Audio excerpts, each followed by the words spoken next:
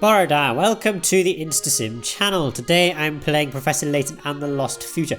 In the last episode we tried to go to Chinatown, but we were unfortunately blocked because there were henchmen outside the gate and they wouldn't let us in. Now we met with Future Luke whilst we went to Chinatown, and we are now going back to the clock shop because we need to go and speak with Inspector Chelmey and Barton. But first, Layton's journal, because I have some things to read. The statue in the lighthouse. London appears to have changed significantly over the last 10 years. None of its sights are familiar to me anymore. Has the statue of the gentleman and the young boy always been there? One thing is certain though, the big lighthouse overlooking the Thames is a recent addition. White coats and wet feet. We encountered a man in a white lab coat standing on the iron bridge. When we asked him for directions, however, he promptly ran away, apparently mistaking me for the boss of the family. That's the second man we've seen in a lab coat, and oddly both had wet shoes and trousers. What possible reason could there be for going about in damp clothing? Guards at the Chinatown gate. The two chaps guarding the gate bore a striking resemblance to Inspector Chelmey and Constable Barton, which reminded me that they had also been at the time machine presentation. I do wonder why they were invited to such a gathering of luminaries. I think we should return to our own time and have a word with the inspector. Sweet, and that's what we're going to do. Right then. So, let's make our way back to the clock shop.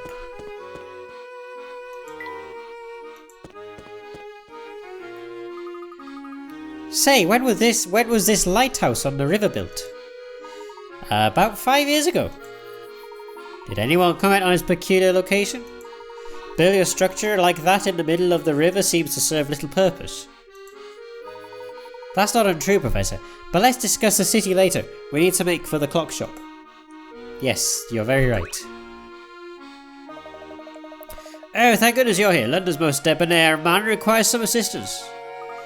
Alright, what's the matter? It's that blasted bird over there. The dreadful creature swooped down and plucked my best cufflinks right off my sleeves. What bird?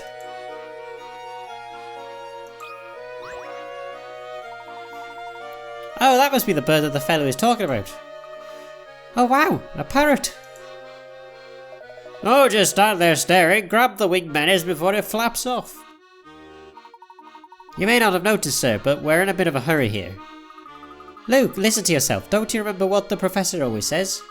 Helping people in need is the duty of every gentleman. Ah, very good point, Luke. Very well then, let's think. This bird clearly likes shiny objects. Excuse me, sir, would you happen to have anything shiny we could borrow for a moment? Of course, what sort of gentleman would I be without the proper accoutrements? Here, I always carry a garnet for when I need to accessorize with a little flash. Oh dear. What's wrong? Curses, the garnet has fallen into the bottom of my case and I can't reach it. You're not making it very easy for us to help you. Oh, a puzzle. That's interesting. Oh yeah, because the thing did the exclamation mark. Oh bother. A red garnet has fallen to the bottom of this cluttered briefcase. Can you move the garnet to the opening at the top by sliding the clutter out of the way? Yes. Right. So I can move that. Ah, okay, move that. Okay, that's a little easy to move. And then I can move. If I move everything up for a minute, I move that up. I can then move that to there. Sweet. I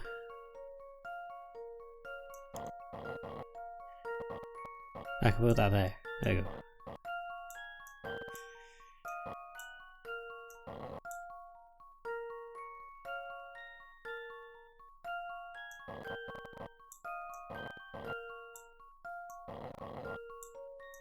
Haha. Oh, we're getting there. I think we're getting there.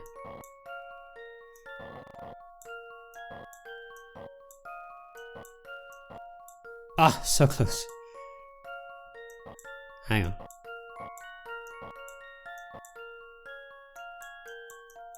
Yeah, I can't really move anything else, can I? I want that to slot in there if I can. Right, where are we? Just can't move that up anyway.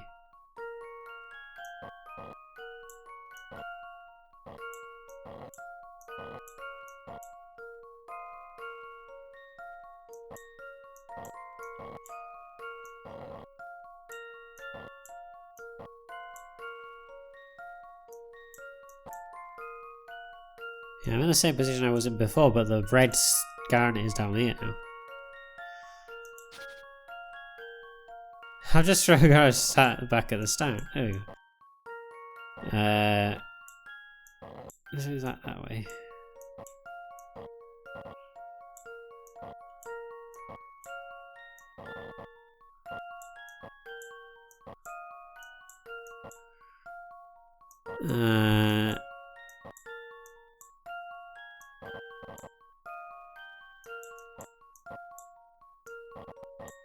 Oh, hang on.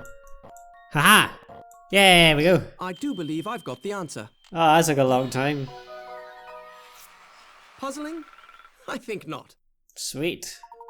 Great, just look at that sparkling gem. Aha! There we are. With any luck, this flashy gem will attract the parrot. See if you can tame him when he gets close. Leave it to me. Right then, here goes. Ah! Here he comes! Ah! I'm not going to do parrot noises. Don't worry, boy. We won't hurt you. You don't say. You know, that bird seems pretty fond of you, Luke. Are you friends now? Of course. Well, now that's your friend. Why don't you give him a name? Good idea, Professor. What should I name him? Oh, bollocks. I have to give him a name. We'll call him Pete. Pete. There you go. Pete. Nice to meet you. I'm Pete. I'm Pete. I don't know why we called him Pete, but we called him Pete. There we go. Oh, we could have called him Luke. There are 3 Lukes. Oh well. Nice work, Luke. That was amazing. Oh, Peter the Parrot, it alliterates. Of course, what else would you expect from the apprentice from the great Professor Layton? Right, out of the parrot minigame. I am not going to go through the... Yeah, I'm not going to go through that. Just going to skip all of that because I don't want to do the parrot minigame. Thank goodness you caught that fluffy fiend. That fine young men you two are. Keep at it, and one day you will each become a true gentleman, just like myself. Glad we could help. Here's your garnet, and I believe these cufflinks are yours too. Oh yes, there we are. With these in place, I'm even more devastatingly handsome than before. Now, I believe you 2 young men deserve something for your trouble. Oh, there's really no need, sir. Helping people is reward enough for any gentleman. Sweet. Right, I'm not going to do the parrot minigame because I can't be asked, but we'll just go back to the clock shop straight away.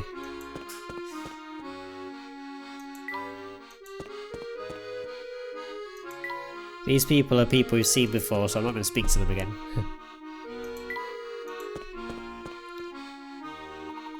Let's take the path on the left up here. Oh no. The left? Will that way take us back to Midland Road as well? It will, and in half the time. Okay. Ah, the breeze today is just blissful. I wish my hubby would finish work so we can go for a picnic.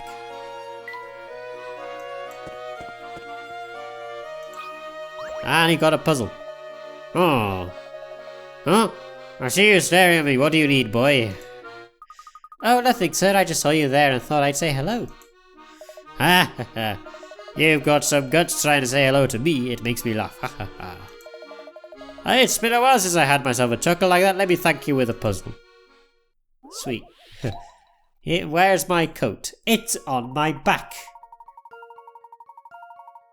The 4 children below were playing in a park when they suddenly realised that they had to go home. In their haste, however, they mixed up their coats. A. I left my coat in the park. B. Hey, A's name is written in this coat. Oh, C. Oh no, I didn't bring a coat out with me, but now I'm wearing someone else's. D. This coat isn't mine. Who's wearing D's coat? So A left his coat in the park, so I'm assuming he's not actually wearing one. Wait. B. Hey, A's name is written in this coat, so he's got A's coat.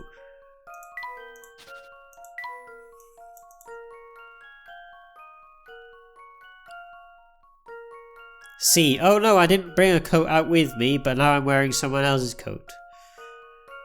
Okay, so A doesn't have a coat, so we can say that he's got C's coat because he's not wearing one. And then C and D.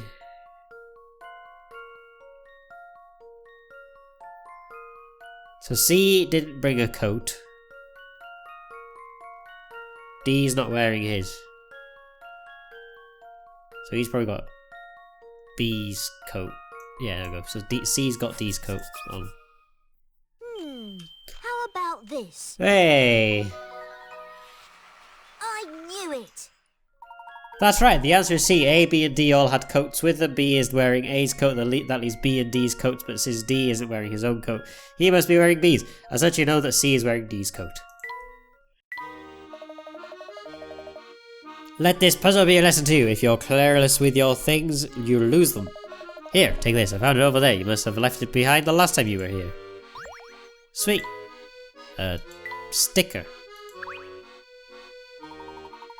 Maitland Road is just on the other side of that door. I'll go and open it. Hey, the door's locked. Locked? It can't be. Budge over, Luke. I'll get it open.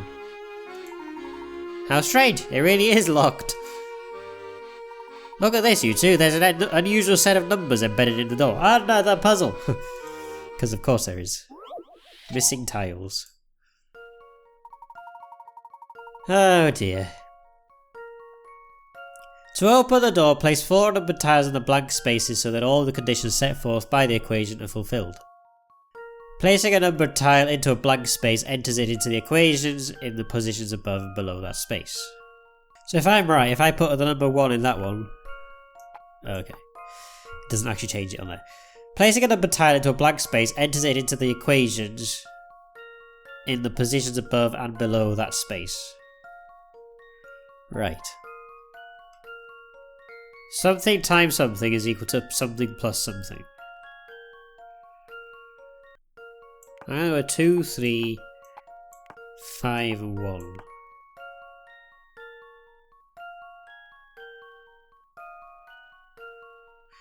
And there, 2, 3, 5 and 1. Because if we put 1 in there, 5 in there, 3 in there and 2 in there,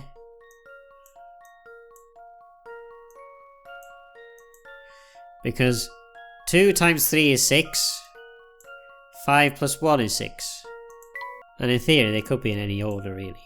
So that makes 6 on the top there, and that makes 6 there. 2 times 3 is 6, 5 plus 1 is 6. 1 times 5 is 5, 3 plus 2 is 5, so they're all equal. And as far as I'm aware, that should make sense.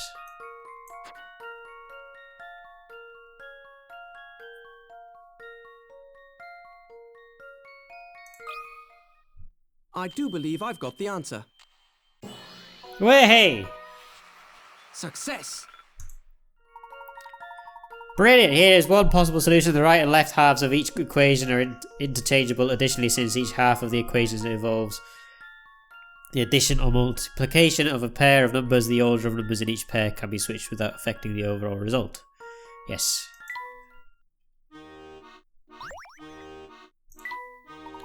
Wonderful work, Big Luke. I think it's a little early for congratulations, Professor. The door still won't open. If the puzzle isn't keeping the door shut, what is? Well, I suppose it's time for Plan B. This might seem too obvious, but would you two help me give this door a push? Certainly, it doesn't seem we've run out of other options after all. Ready everyone? All together on 3. 1, 2, 3. Oh. Ah!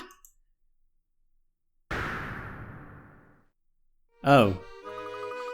What's that man doing on the ground? Haha, this fella must have fallen asleep against the door, and he's now dead, thanks to us. It just goes to show that every puzzle has an answer. Well, think fast, Professor, because that answer is coming this way and he doesn't look happy. Oi, what do you think you're doing? Kicking my napping door. You woke me up. We're terribly sorry, sir. Please understand we had no idea you were there. Oh, not you again. Look, I can't deal with that hat of yours right now. I'm out of here. Oh dear, I seem to have driven that poor man off. I wouldn't pay it too much heed, Professor. Besides, we need to keep moving towards the clock shop. We're nearly there now. Sweet.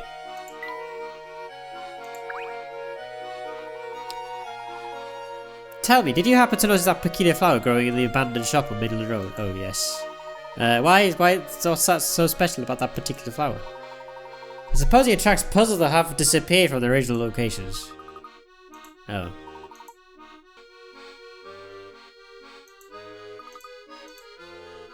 Oh, for crying out loud, we have to go that way anyway.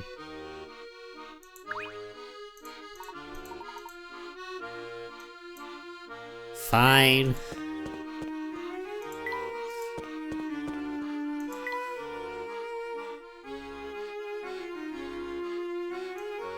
Wait, where was the flower?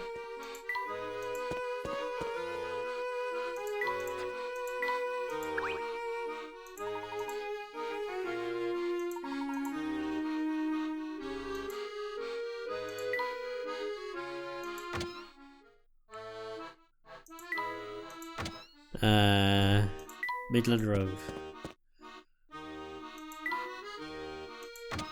Yeah, this one. Watch out, Professor! There's a bee over there! Now, Luke, I'm sure he won't hurt us, as long as we don't bother him. If you say so. You know, I've never seen a bee quite like this. Can you try talking to him, Luke?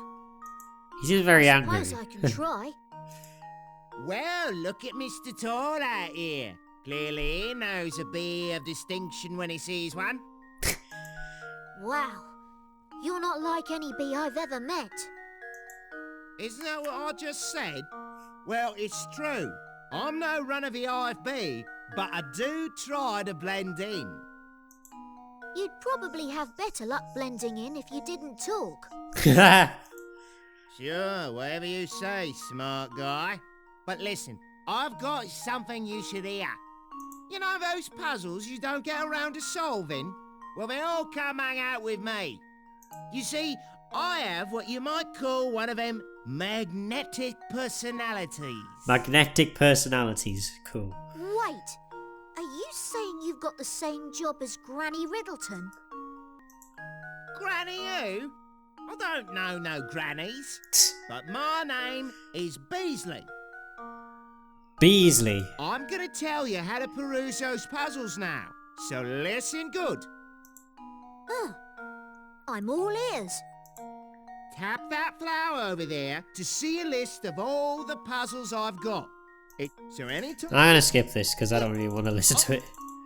There you go. Right. Because literally all it is... Oh, but the puzzles you haven't solved are this way. There we go. And this guy's got a puzzle anyway. Watch out, fellas. Can't you see where you're standing in the middle of a building site? It's good to see you that you're making progress with the construction work. Pfft, it only take... if only that were the case, we've hit a snag, see? Look at these boards here. They're a very odd shape. What are you using them for? Diddly squat. I've got crates of these things, but I can't use them. I need square boards, you see. What's a man to do? Cut them.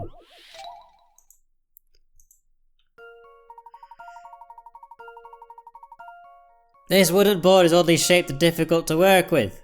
The best solution would be to cut it into two pieces that form a square when they are combined. However, the grain of the wood means that the two pieces can't be flipped or rotated after being cut.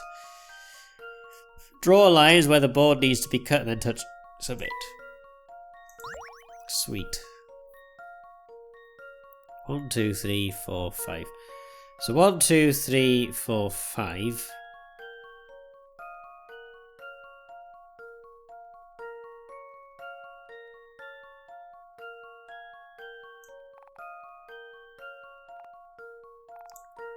I think that would do it.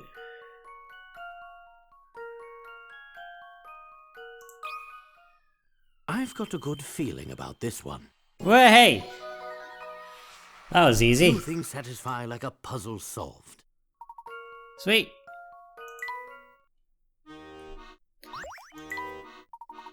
Hey, look at that! One cut and I've got square boards. Thanks for the idea, mate. Sweet! There's the shop. The door was locked earlier and no one would answer it when we knocked. That's because he didn't know the secret knock. Watch this. Come on in! Go on, try the door now.